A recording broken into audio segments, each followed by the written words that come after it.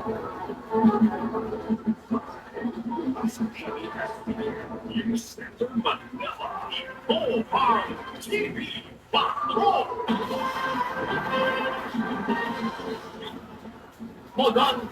gabi kayo.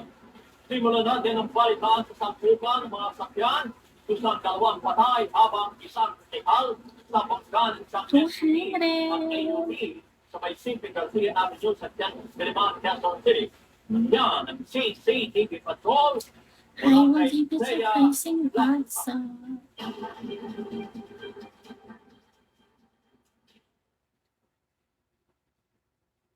Nakuha ng CCTV sa bahagi ng City Garcia Avenue sa Quezon City, Biyernes ng gabi, kita ang paglampas sa center line ng tumpatang kalsada ng matuling na SUV at pagsalbok sa kasalubong nitong AUV. Sa isa pang anggulo, kita ang pagtilapon ng dalawang sasakyan sa hindi ng banggaan. Tinungog ng mga tao ang mga sakay ng sasakyan at sinausap para hindi mawala ng malay hanggang sa dumating ng SUV. Hi, Ayon sa Quezon Pram. City Police District Traffic Pram, Enforcement same to Unit, 26 100. anyos na lalaki ang SUV driver habang 32 Diorel anyos na lalaki ang driver ng SUV na may sakay na 24 anyos na babae. Diorel and same to 100. Come on, Pram. Deklarang patay at yung ating driver Subor. ay deklarang patay mga alas 5 ng umaga. Yung pasahero po natin ay kasalukuyan pa rin confine sa hospital at intensive care.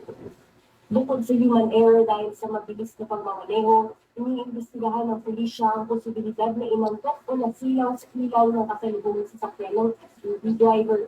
Para po sa ating mga motorista, pag pinaantok po tayo, Same to 100. pag may kasalubong po tayo, huwag na natin i-high o i-bright para hindi masilaw. Nasa kustudiya ngayon ng CCTV Traffic Center 3 ang mga sasakyan habang patuloy ang negosyasyon ng mga kaanak ng mga sangkot sa insidente.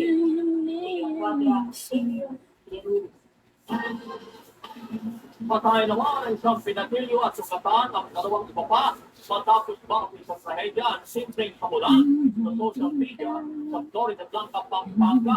Tinambangan naman ng grupo ang mga suspect ng mga biktima. Nagpapatrol, Gracie Ruthal.